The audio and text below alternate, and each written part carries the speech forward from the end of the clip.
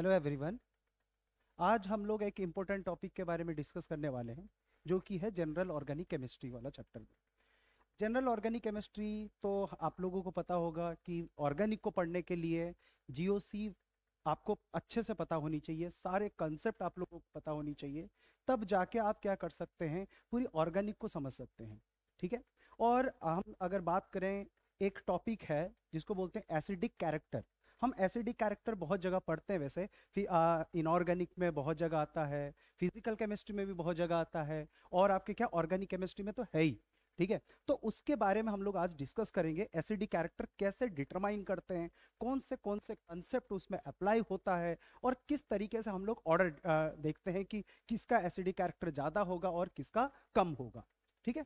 तो आज का जो टॉपिक है हमारा, बेसिकली मैं ज्यादा पार्ट कवर नहीं करूंगा एसिडिक कैरेक्टर में। हम सिर्फ एक छोटा सा टॉपिक पढ़ने वाले हैं जिसको हम लोग बोलते हैं कार्बोक्सिलिक एसिडिक कार्बोक्सिलिक एसिड में कैसे एसिडिक कैरेक्टर को डिटरमाइन किया जाता है, राइट। और उसमें ऑर्गेनिक में जो बेसिक कंसेप्ट है उसको अप्लाई करके हम ऑर्डर डिटरमाइन करने में। ठीक है। तो आज की जो क्लास है ना, बहुत इंपॉर्टेंट रहने वाला है और मजेदार होने वाला है। ठीक है। हम लोग सिलेक्ट करेंगे किस तरीके से ऑर्डर मतलब देखते हैं, और नीट में और जेई में अगर हम बात करें ना, हर साल क्वेश्चन आता है। नीट की अगर बात करें, हर साल क्वेश्चन आता है एसिडिक कैरेक्टर और बेसिक कैरेक्टर से। नीट में भी और सॉरी जेई में भी अगर देखा जाए तो जेई एडवांस में और जेई मेंस में, दोनों में तुम्हारे क्या है, एसिडिक कैरेक्टर से रिलेटेड क्वेश्चन जरूर पूछे जाते हैं। उसको हम लोग कवर करेंगे। तो सबसे पहले ये हम लोग आइडिया ले लेते हैं कि दैट इज एसिडिक, मतलब एसिड होते क्या है। वैसे तो आप लोग 9th 10th फिर उसके बाद 11th 12th मतलब हर साल आप पढ़ के आए हो एसिड क्या होते हैं। जनरली हम तीन थ्योरी के बेसिस पर एसिड को डिसाइड करते हैं, कौन सा कंपाउंड एसिड हो सकता है and which compounds are what base. अगर हम एसिड का डेफिनेशन देखें अकॉर्डिंग टू आरएनएस कंसेप्ट, तो वो कहता है कि अगर कोई कंपाउंड H+ लूज करता है अपने एक्वस सॉल्यूशन में, तो then it is called our what acid. अगर हम लॉरी ब्रॉन्स्टेड कॉन्सेप्ट की बात करें, वो भी वही कहता है, जो प्रोटॉन डोनेट करता है या H+ डोनेट करता है वो एसिड कहलाता है, और जो आप प्रोटॉन को एक्सेप्ट करता है वो बेस कहलाता है। ठीक है। तो उसके बेसिस पर हम लोग यहाँ पे क्या करेंगे, डिस्टिंग्विश करेंगे एसिड और बेस को, फिर उसके बाद एसिडिक कैरेक्टर में जाएंगे। ठीक है। तो अगर हम बात करें कोई भी एसिड की, अगर मैं बात करता हूं तो इसमें आएगा, जैसे कि हम सबसे पहले एक छोटा सा एग्जांपल ले रहा हूं। मान लेते हैं हमारे पास एक एसिड है, दिस इज कॉल्ड Ha। और Ha जब डिसोसिएट होता है तो ये क्या बनाएगा ना, एक बनाता है H+ और एक बनाएगा A-। ठीक है। तो ये कंपाउंड H+ लूज किया, so that's why it is called our what acid. अगर कोई कंपाउंड इस तरीके से अपने एक्वस सॉल्यूशन में OH- डोनेट करता है, so then it is called our what base, right. अच्छा, अब मैं एसिड में, एसिड तो बहुत टाइप के होते हैं हमारे, कार्बोक्सिलिक एसिड ले लो, अल्कोहल भी आपके क्या एसिडिक कैरेक्टर शो करते हैं, और जनरली क्या इथाइन भी वो एसिडिक कैरेक्टर शो करता है। बहुत सारे कंपाउंड्स ऐसे एसिडिक कैरेक्टर शो करते हैं, लेकिन हम लोग कंसिडर करेंगे किसको, कार्बोक्सिलिक एसिड को, राइट। तो कार्बोक्सिलिक एसिड की अगर मैं बात करूं, it is the organic acid. तो कार्बोक्सिलिक एसिड का जनरल फॉर्मूला क्या होता है गाइस ना, RCOOH। आर का मतलब कोई भी अल्काइल ग्रुप हो सकता है, और this is our what carboxylic group. अगर हम स्ट्रक्चर को देखें इसका, तो इसका स्ट्रक्चर कुछ इस तरीके से देखने को मिलेगा, RC डबल बॉन्ड OH, है ना। तो अगर ये कार्बोक्सिलिक एसिड डिसोसिएट होता है तो दैट मींस ये क्या देना चाहिए, H+ देना चाहिए। तो कैसे देता है जरा देखो, अगर हम इसको डिसोसिएट करते हैं तो ये बनेगा क्या, RC डबल बॉन्ड O और H+। और इसी को हम लोग क्या बोलते हैं, कार्बोक्सिलेट आयन। क्या बोलेंगे, कार्बोक्सिलेट आयन कहेंगे। ठीक है। तो ये कार्बोक्सिलेट आयन फॉर्मेशन होता है और H+ फॉर्मेशन होता है। तो सर फिर यहाँ पे एसिडिक कैरेक्टर कैसे डिटरमाइन करें, तो अब जरा देखो बच्चों करते कैसे हम, ये कहता है जरा देखो, ये कार्बोक्सिलेट जो आयन बना है ना, इसकी स्टेबिलिटी को देखते हैं।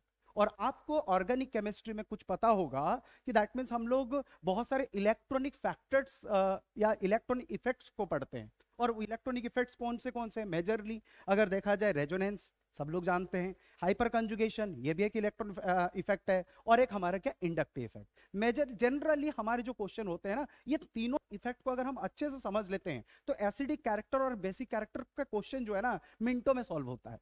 ठीक है, बहुत जल्दी सॉल्व कर लेते हैं हम लोग। अब ये कहता है कि दैट इज रेजोनेंस इफेक्ट कैसे लगाएंगे, और क्या है दैट इज मेसोमेरिक इफेक्ट जिसको बोलते हैं, और एक इंडक्टिव इफेक्ट है, और एक आपका क्या है, हाइपर कंजुगेशन इफेक्ट। ये तीनों इफेक्ट को अप्लाई करके हम लोग ऑर्डर डिसाइड करते हैं। राइट अच्छा, अब जरा देखो तो भाई ये जो इफेक्ट जो है वो काम कैसे करेंगे, क्या करेंगे ये कहता है चाहे रेजोनेंस इफेक्ट की बात करो, चाहे हाइपर कंजुगेशन इफेक्ट की बात करो, चाहे आप या इंडक्टिव इफेक्ट की बात करो, वो क्या करेंगे ना, इस कार्बोक्सिलेट आयन को स्टेबलाइज करने की कोशिश करेंगे। जो इफेक्ट ज्यादा बढ़िया से स्टेबलाइज करेगा तो वो क्या करेगा, दैट इज बढ़िया एसिड कहलाएगा या स्ट्रॉन्गर एसिड कहलाएगा। अगर कोई that is effect that is carboxylate ion को डिस्टेबलाइज कर रहा है तो इसका मतलब वो बेकार एसिड कहलाएगा। समझ गए सब लोग? चलो अगर मैं उसका एक एग्जांपल देता हूं, फॉर एग्जांपल देखिए, अगर मैं बात करूं कौन से इफेक्ट की, एक तो हम इफेक्ट की बात करेंगे resonance effect, right, resonance effect की बात करेंगे। अच्छा, और एक क्या बात करेंगे ना, हाइपर कंजुगेशन इफेक्ट की, हाइपर कंजुगेशन इफेक्ट की बात कर लेते हैं। और एक हम बात करेंगे दैट मींस इंडक्टिव इफेक्ट की। ये तीन इफेक्ट है जो कि हम लोगों को क्या करना है, पढ़ना भी है और साथ साथ इससे डिसाइड भी करना है कौन सा ज्यादा एसिड होगा और कौन सा दैट इज बेकार एसिड होगा। ठीक है, अच्छा अब ये कहता है आप लोगों को और एक बात बताता हूं, दैट इज आयनिक इक्विलिब्रियम में या केमिकल इक्विलिब्रियम में आपने कुछ पढ़ा होगा about the dissociation constant of acid. For example जैसे कि ये आपका क्या है, दैट इज इक्विलिब्रियम रिएक्शन है। अब ये कहता है अगर हम क्या करते हैं, इसका डिसोसिएशन कांस्टेंट लिखेंगे जिसको हम लोग बोलते हैं क्या, acid dissociation constant, and it is represented as what, K, right. अच्छा, के जब हम लिखेंगे तो इसका फॉर्मूला क्या होता है ना, प्रोडक्ट की कंसेंट्रेशन अपॉन रिएक्टेंट कंसेंट्रेशन। देखो प्रोडक्ट की कंसेंट्रेशन मतलब क्या हो गया, H plus concentration into A negative ion concentration divided by HA concentration. बात क्लियर है? अच्छा, फिर उसके बाद जरा देखो ये मैं लिख क्यों रहा हूं, ये कहता है कि जरा देखो के की वैल्यू, के है क्या ना, डिसोसिएशन कांस्टेंट। डिसोसिएशन कांस्टेंट की वैल्यू जितनी ज्यादा होगी उतना क्या जल्दी एसिड डिसोसिएट होगा। जल्दी डिसोसिएट होगा मतलब क्या है, उतना जल्दी H प्लस निकलेगा और वो एसिड क्या होगा, स्ट्रॉन्गर कहलाता है। तो इसका मतलब एसिडिक स्ट्रेंथ जो है वो किसके ऊपर डिपेंडेंट है ना, के वैल्यू के ऊपर डिपेंडेंट है। ठीक है, तो के वैल्यू जितनी ज्यादा होगी तो एसिडिक स्ट्रेंथ उतना ज्यादा है। तो अगर हम बात करें यहां पे हम डायरेक्टली लिख सकते हैं दैट मींस एसिडिक कैरेक्टर जो है या acidic strength is directly proportional to what, K value. ये बात ध्यान रखिएगा, जितना ज्यादा एसिडिक के वैल्यू उतने ज्यादा क्या है, एसिडिक स्ट्रेंथ है। जैसे कि एक छोटा सा एग्जांपल दे रहा हूं, देखिए अगर मान लेते हैं एक एसिड है ए है और एक बी है और एक सी है और उसकी के की वैल्यू गिवन है, ये 2.0 इंटू 10 टू दी पावर 3 और ये आ गया 4.2 इंटू 10 टू दी पावर -3 और ये आ गया 5.0 इंटू 10 टू दी पावर -1। अब मुझे जरा बताइए किसके ज्यादा एसिडिक स्ट्रेंथ होना चाहिए। साफ सीधी सी बात है, मैं वैल्यू को देखूंगा, वैल्यू जिसकी ज्यादा होगी उस हिसाब से तुम्हारे क्या है, एसिडिक स्ट्रेंथ आना चाहिए। जरा बताओ किसकी ज्यादा होगी। देखो यहाँ पे 10 to the power 3 value positive में, तो सबसे बड़ी वाली वैल्यू यही होगी। फिर उसके बाद जरा देखो सबसे क्या नेगेटिव वैल्यू ही है 10 टू दी पावर -3, बट ये क्या 10 टू दी पावर -1 है। तो जिसकी वैल्यू नेगेटिव में होती है वो तो छोटी वैल्यू हो गई, तो मतलब ये स्मॉलेस्ट वैल्यू है, ये क्या है लार्जेस्ट वैल्यू है। तो एसिडिक स्ट्रेंथ का ऑर्डर क्या आना चाहिए ना, एसिडिक स्ट्रेंथ का ऑर्डर आ जाएगा सबसे ज्यादा क्या है, ए है, फिर उसके बाद सी है, फिर उसके बाद बी है। बात क्लियर है?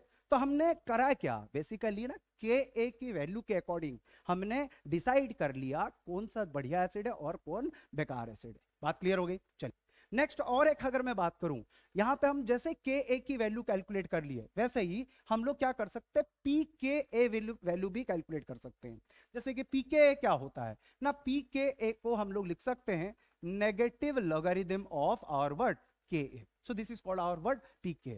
अच्छा एक बात बताओ, इसमें के की वैल्यू अगर हम बढ़ाते हैं पी के की वैल्यू क्या होगी, बढ़ेगी या घटेगी ना, इट इज हमारे क्या के की वैल्यू अगर बढ़ाते हैं हम लोग, दोबारा सुनिए, के की वैल्यू अगर हम बढ़ाएंगे तो पीके वैल्यू क्या होनी चाहिए, बढ़नी चाहिए या घटनी चाहिए। सो दैट मींस के की वैल्यू अगर हम बढ़ाते हैं ऑटोमेटिकली पीके वैल्यू डिक्रीज हो जाती है, मतलब जस्ट ऑपोजिट होगा। अगर हम लोग के की वैल्यू को क्या करते हैं, डिक्रीज कराते हैं, पीके की वैल्यू क्या हो जाएगी, इंक्रीज हो जाएगी। अच्छा एक बात बताओ, अगर हमने के की वैल्यू को बढ़ाए तो एसिडिक स्ट्रेंथ ज्यादा है तो पीके वैल्यू क्या हो जाएगी, कम हो जाएगी। तो मतलब मैं ये डायरेक्टली कह सकता हूं जैसे एसिडिक स्ट्रेंथ के की वैल्यू के क्या है, डायरेक्टली प्रोपोर्शनल है, वैसे ही it is our word inversely proportional to PK value. ये बात ध्यान रखिए, मतलब जो बढ़िया एसिड होगा उसकी पीके वैल्यू कम होगी और जो क्या है बेकार एसिड होगा उसकी पीके वैल्यू क्या होती है, ज्यादा होती है। बात क्लियर है? अच्छा, अब हम बात करेंगे क्वेश्चन के अकॉर्डिंग कैसे आपके क्या है दैट इज एसिडिक स्ट्रेंथ को हम लोग डिटरमाइन करते हैं या ऑर्डर पता करते हैं, ठीक है, with the help of these 3 factors. मैं आपको एग्जांपल के साथ समझाऊंगा कब हम लोग इंडक्टिव इफेक्ट अप्लाई करेंगे, कब हाइपर कंजुगेशन का इफेक्ट लगाते हैं, कब कब आपके क्या है दैट इज रेजोनेंस का इफेक्ट लगता है, और उसके अकॉर्डिंग हम लोग डिस्कस करेंगे, राइट। चलिए पहला क्वेश्चन हम लोग डिस्कस करते हैं आज। यहाँ पे कुछ क्वेश्चंस है, जरा देखिए सब लोग। सबसे पहला क्या सेट मैंने लिखा है that is this is called formic acid, और इसको हम लोग क्या बोलते हैं दैट इज एसिटिक एसिड, और this is called our what propionic acid. Okay, और आप लोगों को पता होगा कि दैट मीन अगर किसी भी कंपाउंड में या कार्बन चेन में जैसे हम नंबर ऑफ कार्बन को बढ़ाते हुए चलते हैं तो इंडक्टिव इफेक्ट मतलब प्लस आई इफेक्ट जिसको बोलते हैं, तो इंडक्टिव इफेक्ट क्या होता जाता है, धीरे धीरे इंक्रीज होता जाता है। बात क्लियर है? अच्छा, तब ये कहता है जरा मुझे बताइए यहां पे कोई कार्बन है क्या? नहीं। यहां पे कितने कार्बन है ना, मतलब COOH को छोड़ के एक कार्बन है, और इधर कितने कार्बन है? 2 कार्बन। नंबर ऑफ कार्बन क्या हो रहा है? बढ़ रहा है। नंबर ऑफ कार्बन बढ़ेगा तो इसका मतलब क्या होगा? प्लस आई इफेक्ट बढ़ा। प्लस आई इफेक्ट के एसिडिक स्ट्रेंथ को क्या करता है? कम करता है। अब जरा देखो तो हमेशा एक बात ध्यान रखिएगा, एसिडिक स्ट्रेंथ जैसे से एक एक क्वेश्चन आएगा उसी हिसाब से हम लोग पढ़ेंगे। एसिडिक स्ट्रेंथ जो है it is our word directly proportional to minus I effect and inversely proportional to plus I effect. जितना ज्यादा प्लस आई इफेक्ट उतना कम क्या है? Acidic strength. जितना कम प्लस आई इफेक्ट उतना क्या है? दैट इज कम एसिडिक स्ट्रेंथ, ठीक है। अच्छा, अब जरा बताओ सबसे ज्यादा प्लस आई इफेक्ट किस में होगा? इस वाले में, फिर उसके बाद इसमें होगा, फिर इसमें तो कोई कार्बन ही नहीं है, तो सबसे बढ़िया एसिड कौन हुआ फिर? दैट इज फॉर्मिक एसिड का एसिडिक स्ट्रेंथ ज्यादा होगा as compare to word that is acetic acid, फिर उसके बाद प्रोपेनिक एसिड। कोई दिक्कत है? चलो नेक्स्ट क्वेश्चन समझते हैं। ये पहला वाला तो हो गया, दैट मींस यहां पे कौन सा कंसेप्ट लग रहा है? इंडक्टिव इफेक्ट लग रहा है। अब सेकंड की बात करते हैं। सेकंड में जरा जरा ध्यान में रखिए। सेकंड में अगर हम बात करें ना, 3 कार्बन है। अब हम लोग देखो, ये कार्बन, 2 कार्बन, 3 कार्बन, इसमें भी 3 कार्बन है, तो फिर हम लोग कैसे पता करेंगे? भाई इसमें तो हाइपर कंजुगेशन लग रहा है क्या? नहीं। और इसमें कोई रेजोनेंस लग रहा है क्या? ये भी नहीं लग रहा है। हम जो भी डिसाइड करेंगे वो डिसाइड करेंगे इंडक्टिव इफेक्ट से। अब इंडक्टिव इफेक्ट में अभी थोड़ी देर पहले ये बताया कि that is number of carbon के ऊपर डिपेंड करता है। अब जरा देखो, नंबर ऑफ कार्बन तो यहां पे सेम है, तो फिर इंडक्टिव इफेक्ट किसका ज्यादा होगा? अब जरा देखो, ये कहता है, और एक रूल हम पढ़ते हैं इंडक्टिव इफेक्ट में, अगर आपका क्या है नंबर ऑफ कार्बन सेम है और ब्रांचिंग होती जाती है, अगर आपके क्या है जो सब्स्टिट्यूएंट है वो हाईली ब्रांच्ड है, तो उसका इंडक्टिव इफेक्ट हमेशा क्या है, या तो प्लस आई इफेक्ट जो होता है वो ज्यादा होता है as compare to what linear chain. अगर हम बात करें इन दोनों कंपाउंड की, ये क्या है लीनियर वन है और ये क्या है हाईली ब्रांच्ड है, मैं कह सकता हूं ये हाईली ब्रांच्ड है, सो दैट मींस ये कहता है कि इसका इंडक्टिव इफेक्ट कम होगा as compare to this one. तो ये इसका ज्यादा इंडक्टिव इफेक्ट होने की वजह से एसिडिक स्ट्रेंथ क्या होनी चाहिए? कम होनी चाहिए। तो इसकी वजह से एसिडिक पावर किसका होगा? पहला का ज्यादा होगा as compare to second one. बात क्लियर है? हमने इंडक्टिव इफेक्ट को लेके दैट इज 2 एग्जांपल दे दिया, ये भी प्लस आई है और यहां पे भी प्लस आई लग रहा है। अब हम थर्ड क्वेश्चन की तरफ चलेंगे, ठीक है। थर्ड क्वेश्चन को देखिए कैसा क्या क्या कंसेप्ट लग सकता है इसमें। क्लोरीन, क्लोरीन सबको पता है कार्बन के कंपैरिजन में क्या होता है, ज्यादा इलेक्ट्रोनेगेटिव होता है। अगर इलेक्ट्रोनेगेटिव है वो हमेशा क्या करेगा? विड्रॉ करेगा इलेक्ट्रॉन्स को। जैसे विड्रॉ करता है तो दैट मींस कौन सा इफेक्ट लग रहा है यहाँ पे? Minus I effect. अच्छा ठीक है, तो जितना ज्यादा आप इलेक्ट्रॉन विड्रॉइंग ग्रुप्स को सब्स्टिट्यूट करते जाओगे, विड्रॉइंग पावर उसका क्या होता जाता है? बढ़ता जाएगा। अब ये कहता है भाई जरा देखो, यहाँ पे सबसे पहला एक ही कार्बन है और उसमें इसमें क्या है? एक ही क्लोरीन प्रेजेंट है, और इसके अंदर कितने क्लोरीन है? 2 क्लोरीन प्रेजेंट है, और इसके अंदर कितने क्लोरीन है? 3 क्लोरीन प्रेजेंट है। तो मतलब मैं क्या कर रहा हूं? इलेक्ट्रॉन विड्रॉइंग ग्रुप को दैट इज बढ़ाते हुए चल रहा हूं।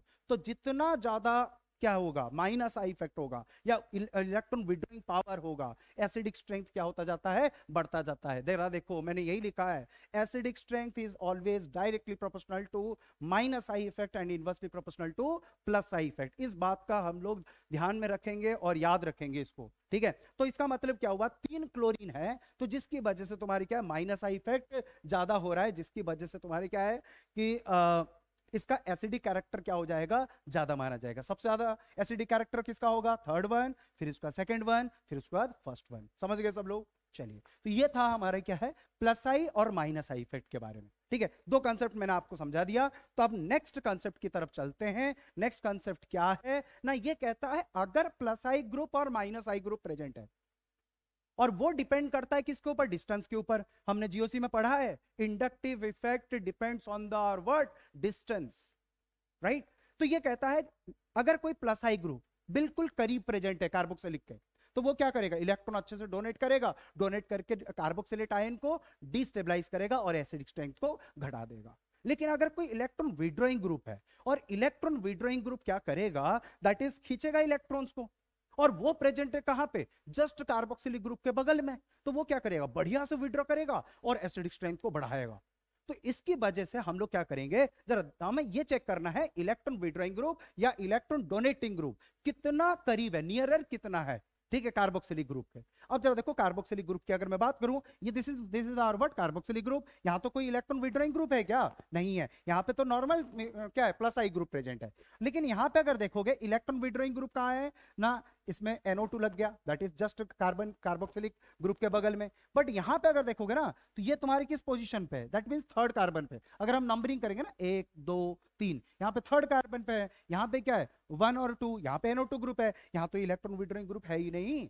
तो मतलब अब मुझे जरा बताइए इन तीनों में सबसे ज्यादा एसिडिक कैरेक्टर किसका होना चाहिए, तो मतलब अब इसमें तो NO2 नहीं है ना, इन दोनों में पहले कंपैरिजन कर लेते हैं। और यहां पे अगर मैं देख रहा हूं NO2 सेकंड पोजीशन पे है और यहां पे क्या थर्ड पोजीशन पे है, तो इसका मतलब सेकंड वाला पहला होगा, फिर उसका थर्ड वाला दूसरा होगा, और जिसमें इलेक्ट्रॉन विड्रॉइंग ग्रुप है ही नहीं, सिर्फ प्लस आई इफेक्ट लग रहा है, तो वो तो सबसे घटिया होगा। तो इसका मतलब एसिडिक ऑर्डर सेकंड वन का ज्यादा, फिर थर्ड वन का, फिर उसके बाद फर्स्ट वन का। समझ गए सब लोग। तो इस तरीके से हम लोग क्या करते हैं ना, प्लस आई और माइनस आई इफेक्ट को लगा के हम लोग एसिडिक स्ट्रेंथ को पता करते हैं। बहुत क्वेश्चन आता है, बहुत भर भर के क्वेश्चन आता है, कह रहा हूं बार बार आप उसको क्या करना पड़ेगा, दैट इज सॉल्व करने होंगे, अलग अलग टाइप के क्वेश्चन सॉल्व करने होंगे, तब जाके आपका क्या कंसेप्ट मजबूत भी होगा। और मिनट मतलब विद इन 30 सेकेंड आप बता सकते हो इसका क्या क्या आंसर हो सकता है, क्या क्या ऑर्डर हो सकता है। और एसिडिक कैरेक्टर ये नहीं कि सिर्फ ऐसा ही क्वेश्चन आता है, नहीं, इसके अलावा एसिडिक कैरेक्टर को हम बहुत जगह भी यूज करते हैं, और उसके बेसिस पर हम लोग क्या करते हैं, रिएक्शंस भी बनाते हैं, और भी बहुत सारे कंसेप्ट के बारे में क्वेश्चन पूछा जाता है। चलिए अब हम लोग चलते हैं नेक्स्ट क्वेश्चन की तरफ, और क्या कंसेप्ट है इसके अंदर। अब ये कहता है, सबसे पहले जरा देखो यहां पे तो हमने इसको ऑलरेडी कंपैरिजन कर चुके हैं, इसके अंदर और इसके अंदर कौन सा इफेक्ट लग रहा है, प्लस आई इफेक्ट से सॉल्व कर लेंगे। भाई इसके अंदर प्लस आई है और इसमें क्या है, मतलब प्लस आई नहीं लग रहा है, तो जिसकी वजह से फॉर्मिक एसिड ज्यादा एसिडिक था as compare to acidic acid, जो कि पहले स्लाइड में हमने करा था इसको। अच्छा, फिर उसके बाद और एक मैंने कंपाउंड ऐड किया यहाँ पे, this is called our what, benzoic acid. अगर हम ऑर्डर यहाँ पे बेंजोइक एसिड की बात करें, एसिडिक ऑर्डर किसका ज्यादा होना चाहिए। अब ये कहता है सबसे पहली बात तो एसिडिक कैरेक्टर इसका ज्यादा होता है, जिसको हम लोग बोलते हैं फॉर्मिक एसिड। इसके बाद किसका होगा ना, इसके बाद होता है आपका बेंजोइक एसिड का सेकंड, और फिर उसके बाद होगा एसिटिक एसिड का। सर ऐसा क्यों भाई, बेंजोइक एसिड के अंदर अगर देखोगे यहाँ पे दैट मींस रेजोनेंस है, पाई इलेक्ट्रॉन्स है और रेजोनेंस है, और ये ज्यादा एसिडिक होना चाहिए। लेकिन बच्चे यहाँ पे आप लोग गलत बहुत जल्दी करते हो, क्या करते हो ना, रेजोनेंस को ना हर चीज में आप लगा देते हो, लगाते तो जरूर है, लेकिन आप समझ नहीं पाते हो कि दैट मींस कब ये स्टेबलाइज करता है, कब डिस्टेबलाइज करता है, राइट। अब उसी चीज को मैं समझाने वाला हूं, जरा समझिए। बेंजोइक एसिड जो है ना, इसका एसिडिक स्ट्रेंथ फॉर्मिक एसिड के कंपैरिजन में क्यों ज्यादा और कम है ना, क्यों कम है, बेसिकली हम कहेंगे कि क्यों कम है। अब जा देखो, ये कहता है कि दैट मींस यहाँ पे अगर रेजोनेटिक स्ट्रक्चर को देखा जाए, या रेजोनेंस अगर मैं बनाता हूं, ये पाई बॉन्ड और ये क्या, पाई बॉन्ड क्या है, कंजुगेशन में। अगर हम रेजोनेटिक स्ट्रक्चर बनाते हैं तो पाई इलेक्ट्रॉन्स को इधर शिफ्ट करेंगे और ये पाई इलेक्ट्रॉन इधर आ जाएगा, तो जिसकी वजह से कुछ ऐसा रेजोनेटिक स्ट्रक्चर देखने को मिलेगा। So this is our word, that is positive charge, और ये बन गया डबल बॉन्ड और O नेगेटिव और OH। अच्छा भाई हमने तो यही पढ़ा है ना, कार्बोक्सिलेट आयन स्टेबलाइज होना चाहिए। अच्छा एक बात बताइए, अगर मैं यहाँ पे नेगेटिव चार्ज बना रहा हूं और ये इलेक्ट्रॉन्स क्या कर रहे हैं, ये जो पाई इलेक्ट्रॉन्स इसकी इलेक्ट्रोफिलिसिटी को कम कर दे रहे हैं। बेसिकली हो क्या रहा है, इलेक्ट्रॉन्स आ रहा है और इसकी इलेक्ट्रोफिलिसिटी धीरे धीरे क्या होती जा रही है, कम होती जा रही है। लेकिन अगर आप फॉर्मिक एसिड को देखोगे ना, क्या इसकी इलेक्ट्रोफिलिसिटी कम हो रही है, नहीं, कि इसकी इलेक्ट्रोफिलिसिटी अभी क्या रिटर्न है, क्योंकि यहाँ पे कोई इलेक्ट्रॉन डोनेटिंग ग्रुप वाला नहीं है। तो मतलब अब जो हम बात करने वाले हैं वो दैट इज कार्बोनिल कार्बन की जो इलेक्ट्रोफिलिसिटी है उसके बारे में हम डिस्कस कर रहे हैं। तो ये कहता है कि सबसे ज्यादा क्या होगा, अगर हम देखेंगे इसका कार्बोनिल सेंटर और इसका कार्बोनिल सेंटर, और इसकी इलेक्ट्रोफिलिसिटी ज्यादा है या इसकी इलेक्ट्रोफिलिसिटी ज्यादा है, कंपैरिजन करो भैया। ये तो इलेक्ट्रॉन्स आके इसकी इलेक्ट्रोफिलिसिटी क्या हो रही है, डिक्रीज हो रही है, इलेक्ट्रोफिलिसिटी डिक्रीज हो रही है,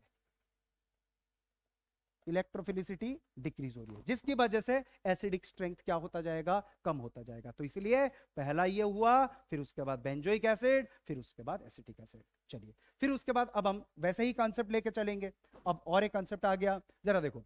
अब ये कहता है ये कार्बोक्सिलिक एसिड है। सबसे पहले मुझे बता सकते हैं यहाँ पे ये तो कौन सा ग्रुप है, इथाइल ग्रुप। और इस कार्बन की हाइब्रिडाइजेशन बता सकते हैं, इट इज sp3। और इस कार्बन की हाइब्रिडाइजेशन बता सकते हैं, यस इट इज sp2। और इस कार्बन की हाइब्रिडाइजेशन क्या है ना, इट इज sp।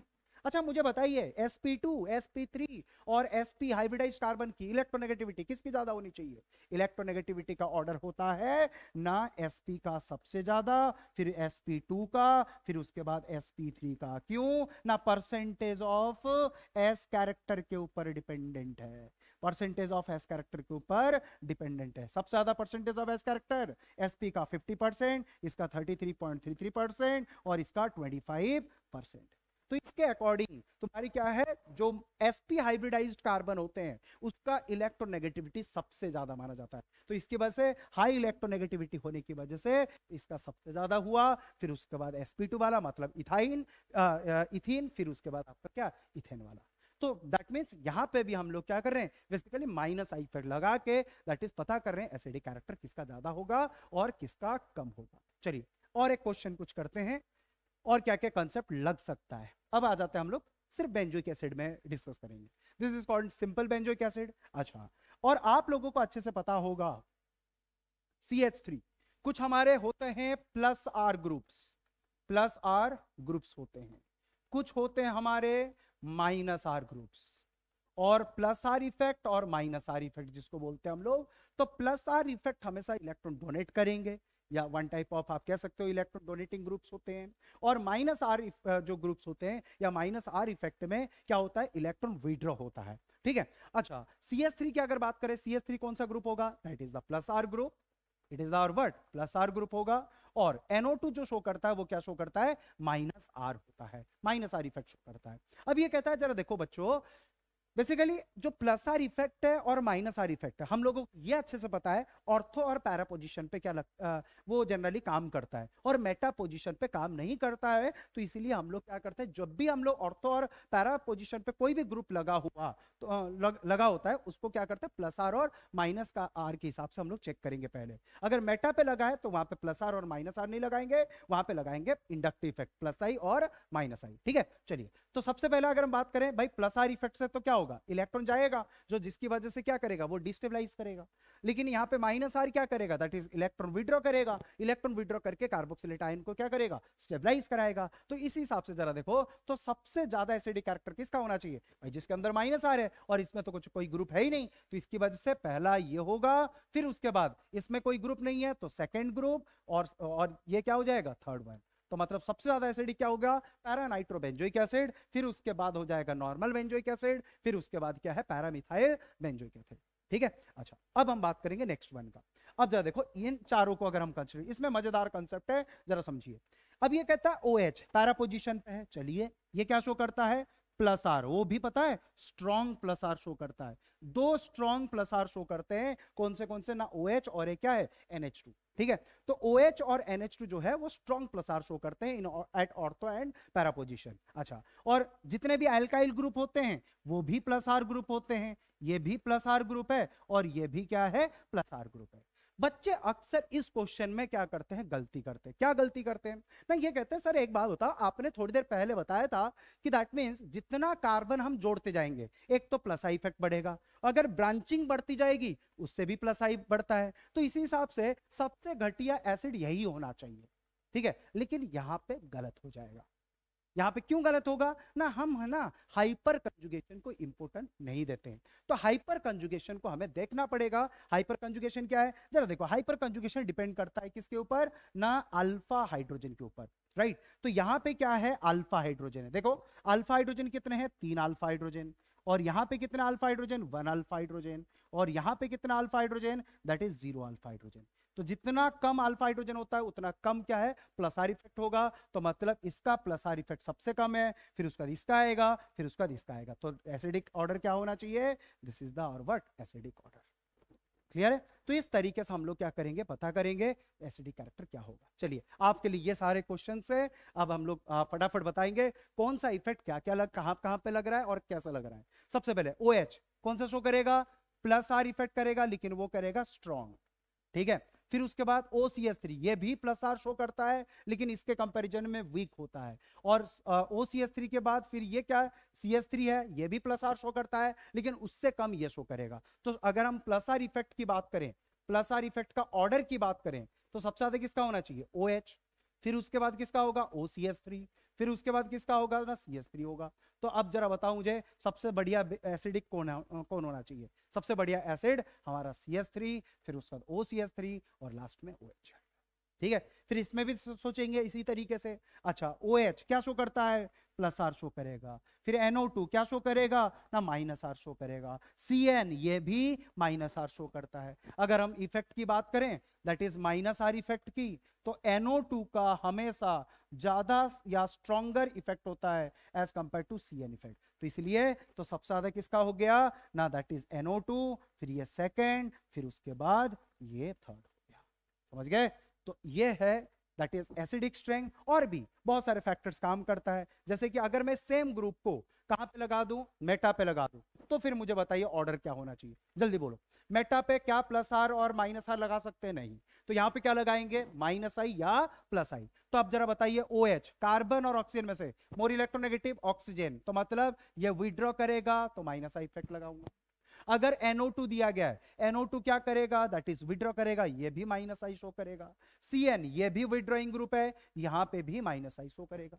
तो फिर हमें ये चेक करना पड़ेगा, कंपैरिजन करना पड़ेगा कि स्ट्रॉन्गर माइनस आई किसका होता है। अगर यहां पे माइनस आई इफेक्ट का ऑर्डर अगर आप देखेंगे, तो सबसे ज्यादा किसका होता है, NO2। फिर उसके बाद किसका आएगा, CN। फिर उसके बाद किसका आएगा, OH। वहां पे था प्लस आर और माइनस आर, यहां पे मेटा पोजीशन पे होने की वजह से माइनस आई और प्लस आई चेक करेंगे। तो सबसे स्ट्रॉन्गर NO2 है, तो मतलब एसिडिक स्ट्रेंथ सबसे ज्यादा NO2 का होगा। फिर उसके बाद CN आता है, तो एसिडिक स्ट्रेंथ सेकंड कर देंगे और इसको थर्ड कर देंगे। तो इसी हिसाब से हम लोग चेक कर सकते हैं।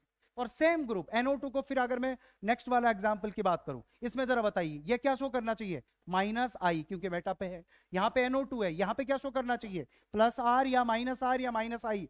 तो दैट इज यहां पे माइनस आर डोमिनेट करेगा। माइनस आई इफेक्ट भी लगा सकते हैं, लेकिन डोमिनेट फैक्टर आपका क्या है, माइनस आर। तो सबसे ज्यादा माइनस आई स्ट्रॉन्गर है या माइनस आर स्ट्रॉन्गर होता है। तो इसकी वजह से ये फर्स्ट होना चाहिए और ये सेकंड है, और इसमें तो कोई ग्रुप नहीं लगा हुआ है, तो इसकी वजह से थर्ड हो जाएगा।